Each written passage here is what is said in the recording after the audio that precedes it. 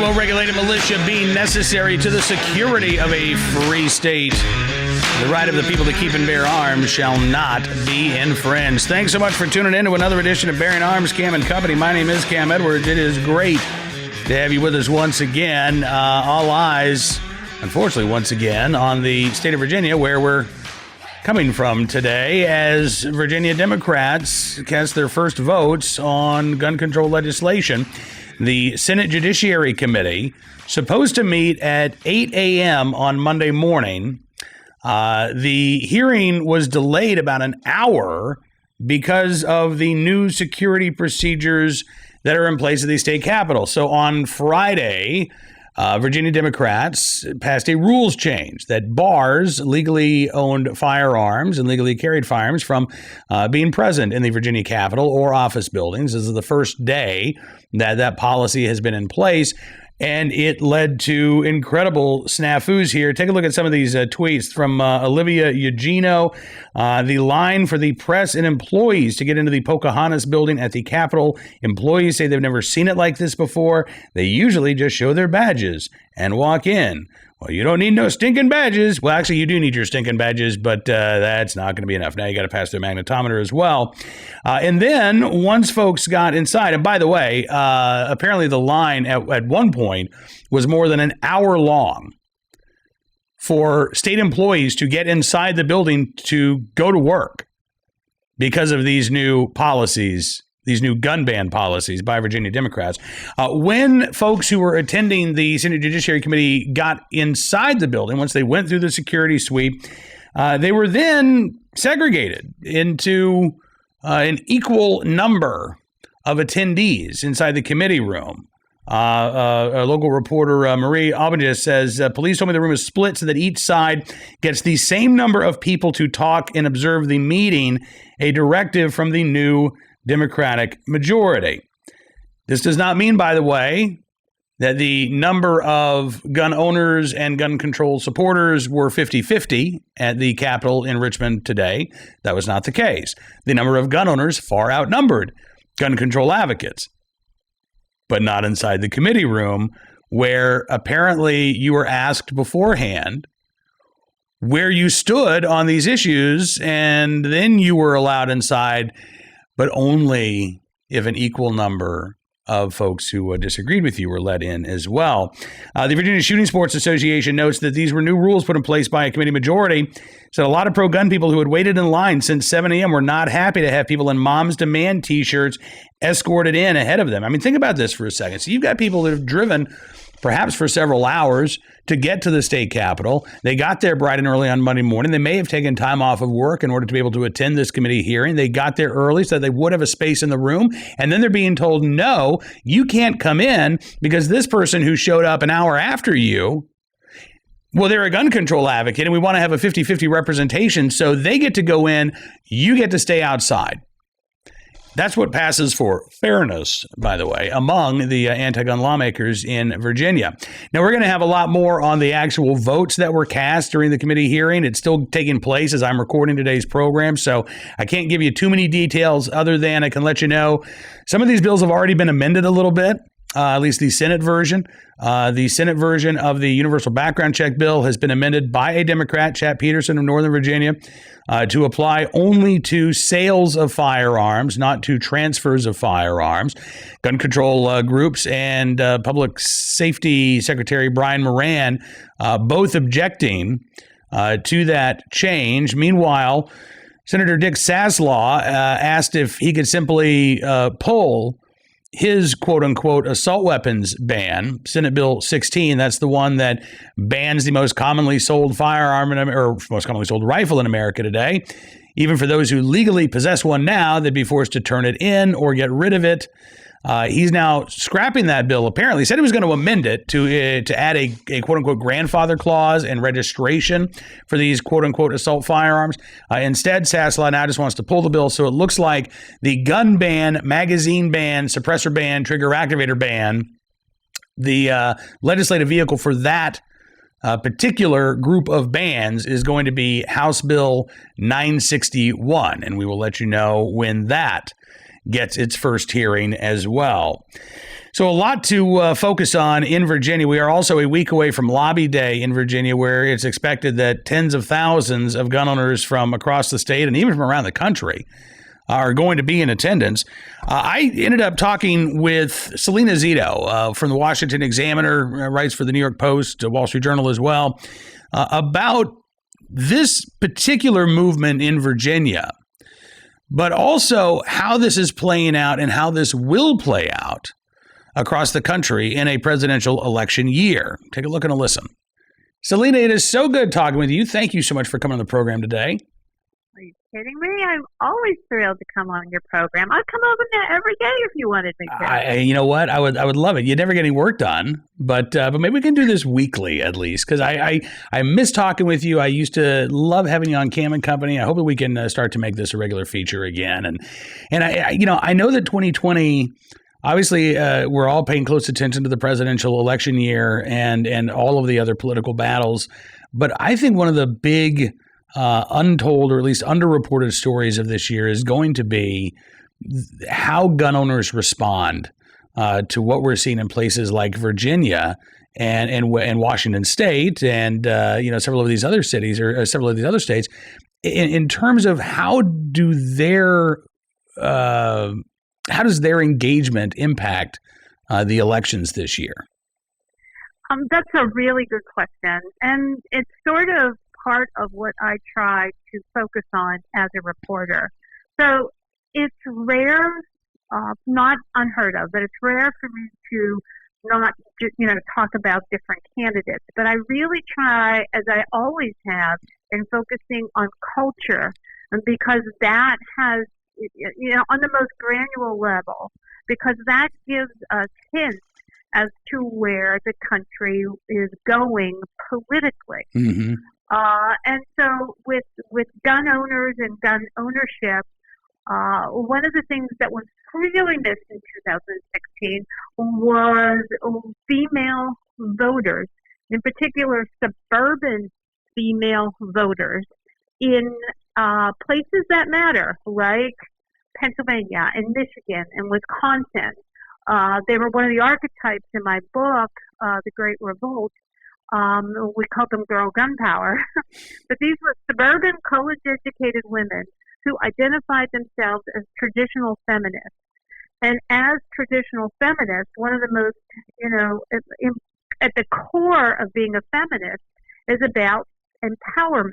Mm-hmm. And one of the most empowering things these women believe that they could do, and it's because they are in counties not attached to larger, metropolitan areas like New York City or Washington, D.C., but attached to smaller metropolitan areas like Detroit or Pittsburgh or Cleveland or Kenosha.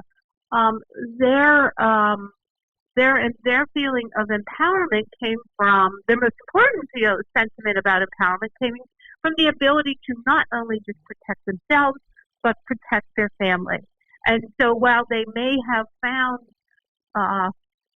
Donald Trump's comportment not of their liking, they believed his policies fit their community, their family, and their lifestyle. And so they voted for the Second Amendment and protection of gun rights over maybe more preferences towards Hillary Clinton on other issues. Mm-hmm. And here we are 4 years later, and it's interesting because, the gun control groups have certainly targeted a lot of those same suburban women. Yeah. And the message that they've been using is if you care about your babies and if you care about your kids and you want them to be safe, then you need to support gun control. And we saw that message, used by several candidates in the state of Virginia in November's elections. Michael Bloomberg came in, spent millions of dollars in the state trying to amplify that message. So is that going to be sort of one of those storylines here, the personal empowerment versus the gun safety argument, that suburban women voters are going to be having to wrestle with this year? That is the most important message that pro-gun entities should stress, and the Trump campaign should stress, the Republican candidates should stress in these areas. Look, Hillary Clinton had this powerful ad.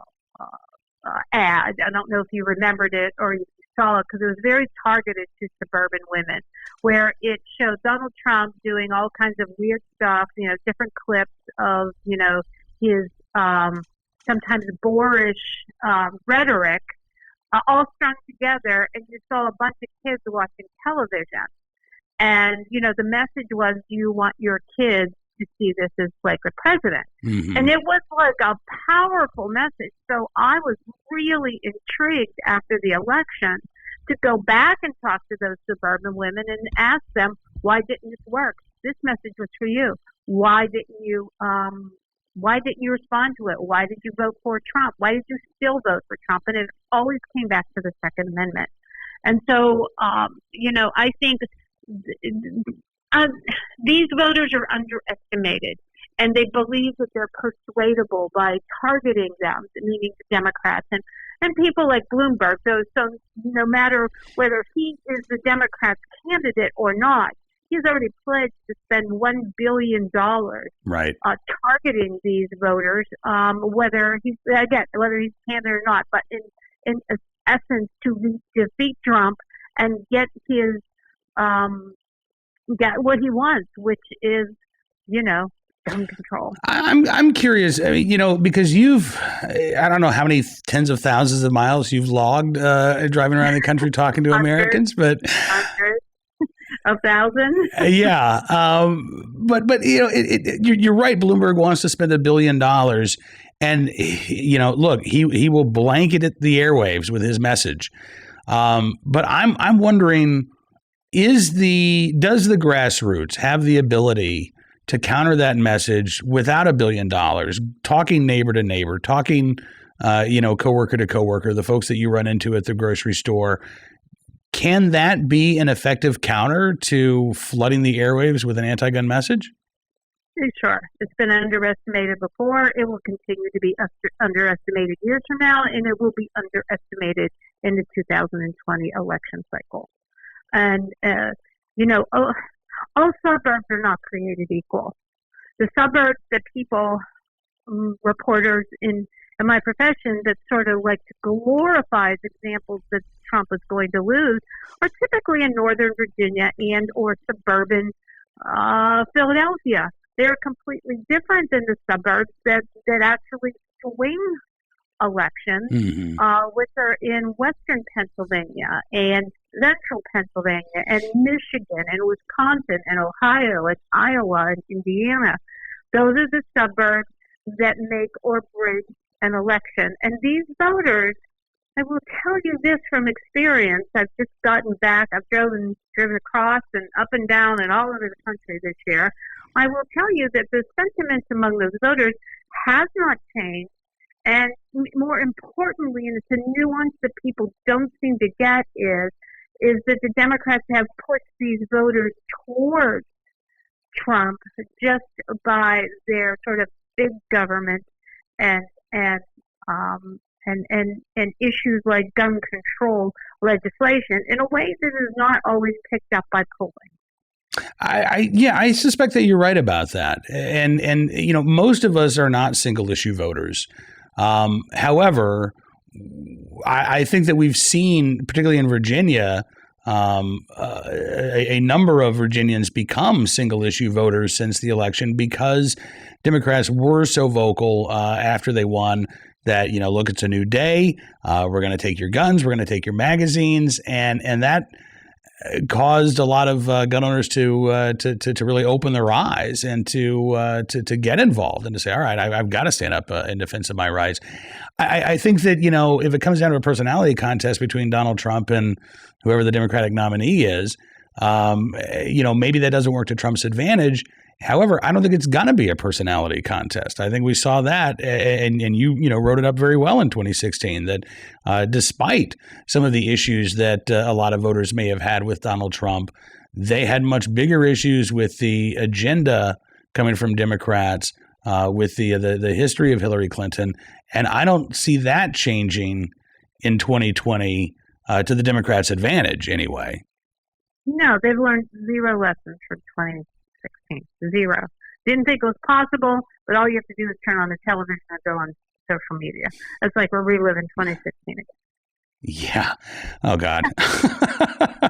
Except 2016, it seems more like a, Care Bear movie at this point, compared to the rhetoric and the vitriol and the hatred and the bad reporting that we experienced in 2016.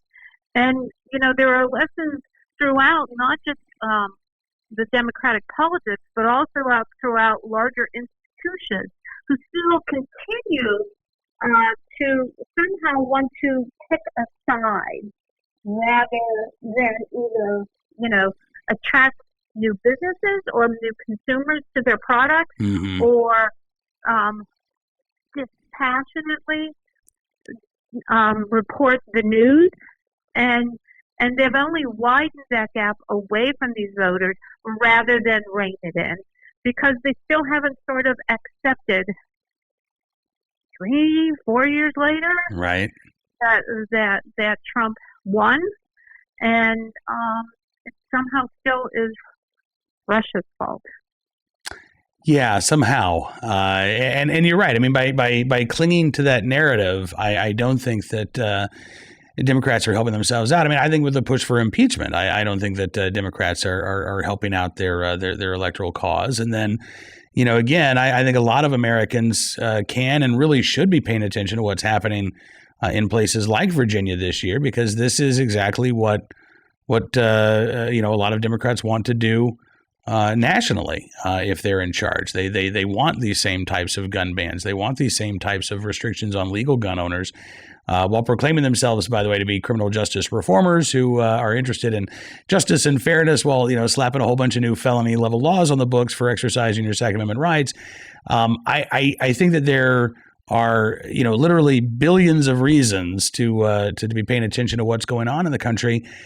But it does kind of concern me a little bit that you talk about the Care Bear movie aspect of 2016 compared to 2020.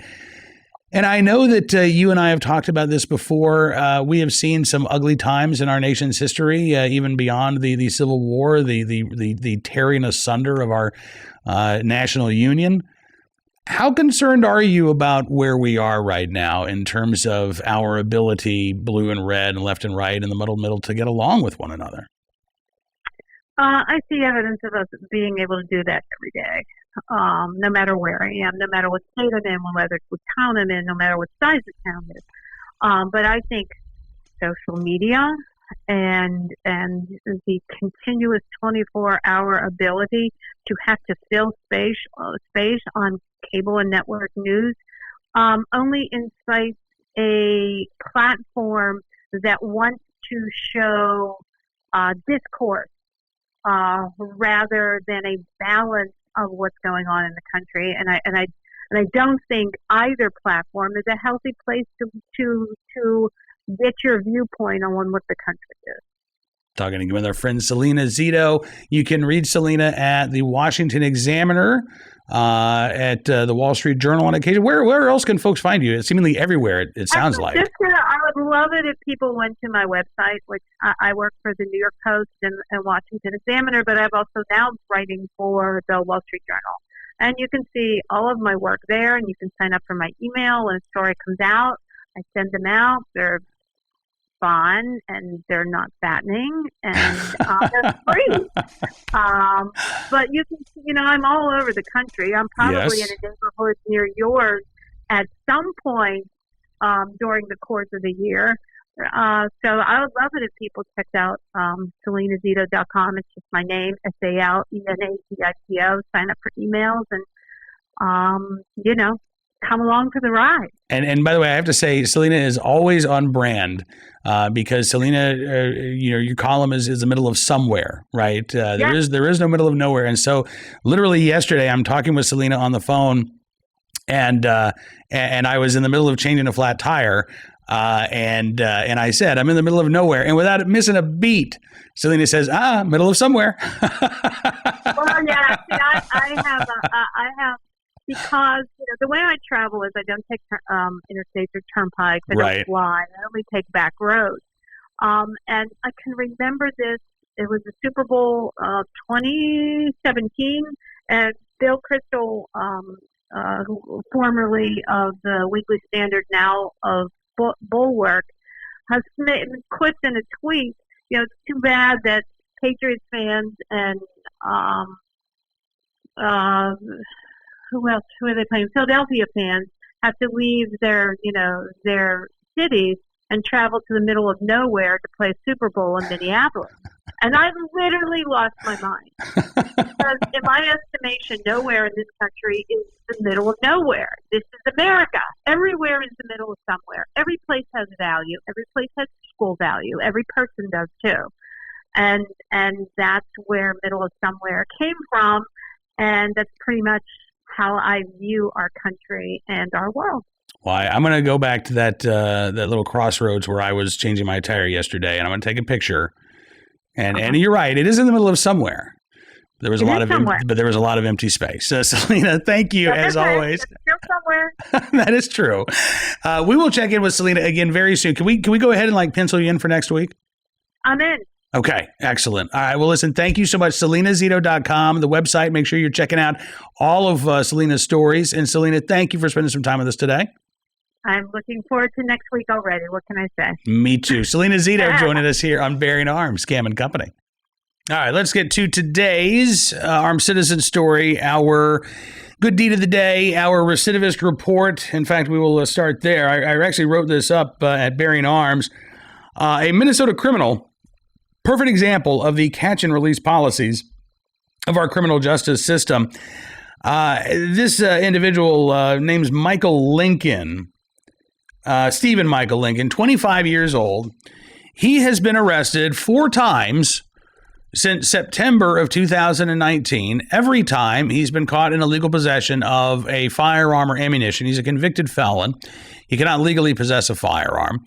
And every time that he's been arrested, despite the fact that these are parole violations, despite the fact that these are felony charges, he has been quickly put back out onto the streets. The latest charge, a week ago, Monday, Ramsey County District Court, 2 counts of unlawful possession of a firearm after police spotted 2 people slumped over in a pickup truck this previous weekend. Officers recognized Lincoln as one of the occupants from his previous arrest. So they now know him. They're well aware of who this guy is. The arresting officers see him time and time again. They found a gun, they found magazines, they found ammunition. There was a ballistic vest, 3 Glock magazines, 2 other magazines, loose rounds of ammunition in a suitcase in the back seat. A female passenger with Lincoln said she didn't know anything about the guns in the vehicle. He's got 2 other cases outstanding in Ramsey County right now, including a case stemming from an arrest back in October where he was arrested on a warrant. While they were searching him, they discovered meth. They found a handgun. He then posted bond and was released from custody. Meanwhile, you've got Democrats in Minnesota, just like Democrats everywhere else around the country, who are proclaiming that the state needs more new gun control laws on the books. No, what they need is to ensure that a guy like Mr. Lincoln actually stays behind bars after repeatedly violating the terms of his probation and being caught in illegal possession of a firearm. But they don't want to deal with people like Mr. Lincoln. They don't want to fix the broken criminal justice system. They want to, in fact, add to it. They want to put more laws on the books. They want to criminalize lawful, legal behavior that's constitutionally protected right now. That's what they're going after. They honestly don't seem to care much at all about guys like Stephen Michael Lincoln. All right, let's get to our armed citizen story of the day from Jacksonville.com, where a home invasion was thwarted by an armed homeowner. Police say burglary suspect wounded with an exchange of gunfire on Saturday night. Police were actually on their way to this burglary call when the call was upgraded to a shooting. Jacksonville Sheriff's Office says investigators determined the homeowner exchanged gunfire with an intruder, a man who then fled the scene. Short time later, police found the potential suspect at the hospital with non-life-threatening injuries. The investigation continues, but again, right now, this looks like a clear-cut case of self-defense, one of the many that will occur in this country on a daily basis with little to no national media attention. Thankfully, at least the local paper there in Jacksonville bothered to report this story. Our good deed of the day from Maryland, Prince George's County, Maryland, where an officer has recently raised almost $1,000 to help a homeless man that he has gotten to know on patrol. Keith Gooding is the officer's name. John McClan is the homeless individual's name. The two have had a relationship since Gooding got a call about a homeless man loitering in a laundry room on a cold winter day about 2 years ago, according to ABC 7 WJLA in Washington, D.C. McClan told him he was simply trying to get warm. Gooding took him some coffee. From there, they started a relationship. McClan waves at Gooding every time Gooding drives by. Gooding says McClan told him about his life and how he became homeless. According to Officer Gooding, McClan used to be a paralegal, but has been without a home for the past 3 to 4 years after his wife passed away from cancer. Officer Keith Gooding said, I asked him if he's ever wanted to live inside of a home. But he said that once his wife passed away, he lost all hope for everything else. So he's comfortable, he says, with the life that he lives now. But Officer Gooding knew that it was going to be a pretty uncomfortable winter for John McClan. So he created a GoFundMe page, shared it on social media. In less than a day, he raised over $900. Friends, family, colleagues sharing the link.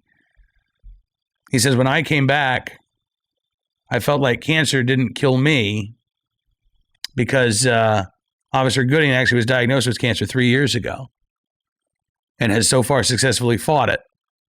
He says, when I came back, I felt like cancer didn't kill me, so why not do what I can to help somebody else that needs it? He said he finished his chemotherapy treatment on a Friday, went back to work on a following Monday.